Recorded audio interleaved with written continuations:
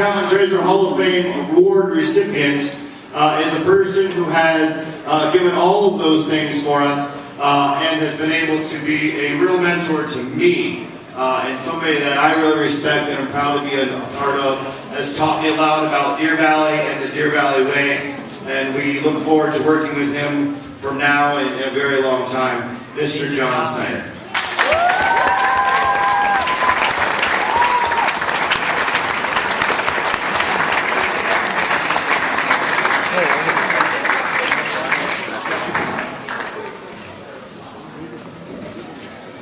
Okay, now we get to say something about that.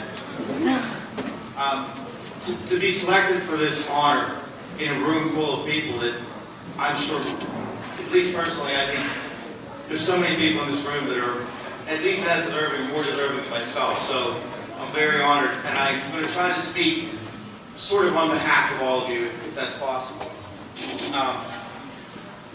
First and foremost, I wanted to introduce you to my parents who made this all possible by bringing me here in 1962. And they're here for their work. Mom and Dad are giving us very much appreciate that.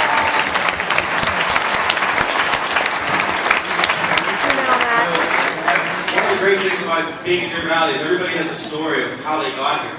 You know, whether it's somebody you knew or your neighbor wouldn't leave you alone, kept talking about this place and you finally came, and so on. Pittsburgh Press used to have a magazine called Roto Magazine.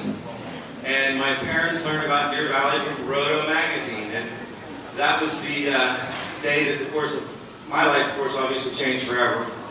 And one of the greatest things about working here is finding out everybody's story. Everybody has a story of how they got here.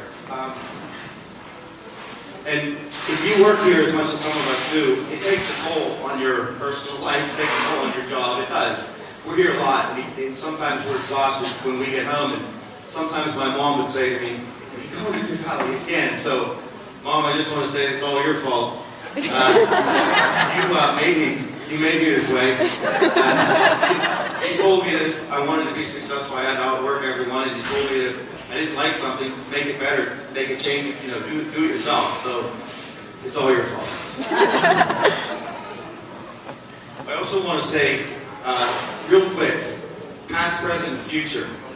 A lot of people in this room were not involved in Deer Valley in the past. And in the late 80s and the early 90s, honestly speaking, Deer Valley was very, conditions were very different than they are now. I don't know if I want to say that we were close to failure, but it was nothing like it was now. And I think there was a very small group of people then that just sort of recognized that we had a problem and we had to do something about it. And some of those people aren't here anymore. And some of those people don't camp anymore. Some of those people literally aren't here anymore. But I should tell you that in the late 80s and early 90s, there was a very small, very loyal group of people that pulled together and I think dragged the camp back from the brink. They need to be mentioned. As far as the present is concerned, working at Deer Valley now is a joy. And we're not doing volunteer projects to save the camp. We're doing volunteer projects to make things better because the camp is in such good condition. And that's the result of the fact that every single person that works here, as Mike Conlon would say, performs above the mark. I have to tell you that. But the 5 people that come to mind most significantly would be, first and foremost, Andrew Foreman. Andrew, would you stand up?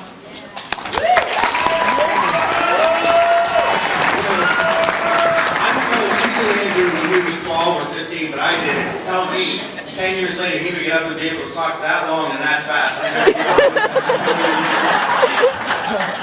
Okay, next we have blast from the past, more or less grown up now, Dave Reether, who, what a joy it is to have him back. And where's Lisa? She just went over to check on children. And any of you who know Lisa would tell you that she's certainly the wind beneath his wings, if you know what I'm saying. Probably many of our rest of us. And now I want to talk about Sarah. I don't know, I assume most of you have gotten to know Sarah Brinkman by now. Sarah, please sit down. She's small, but she's powerful, I assure you. And she's sort of stealthy, she gets a lot of things done around here and does a great job. And finally, and most importantly, my friend Todd Brinkman. Todd, would you stand, please? I was president of a college, and learned, speaking to him over the last 10 years and working with Todd, you know, running Deer Valley is a lot like being the president of a college, because we just think of it from the perspective of the campus. But the truth is, he's got alumni, he's got fundraising, he's got, you know, a whole pie.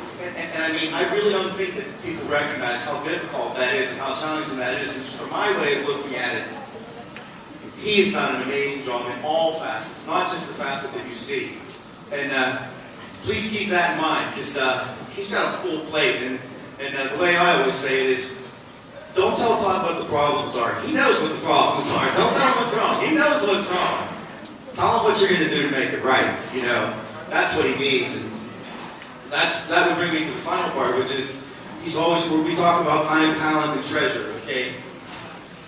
That's everybody in this room is sitting here right now because you've given time, you've given talent, and in many cases treasure. So I can only say, please continue to do that, and please try to, you know, recognize other people who can do that and encourage them as well. Don't assume, please, that Deer Valley is going to be here because of what someone else does. You know, make it your responsibility. That's a really important thing to say. And I worked here maybe 250 weekends, I don't know, and I still try, you know, every time I go home to think about what I did and think about when I come back how I can make it better the next time. And I think everybody, all of us can do that. We can reflect on what we're doing for Deer Valley and how we can make it better and how we can improve it. So all I can say to you is, for as long as I'm standing and breathing, I'm going to give this place all the time, talent, and treasure that I can, and I hope that you will as well. So I'm leaving this place feet first. That's all I got to say. And thank you very, very much.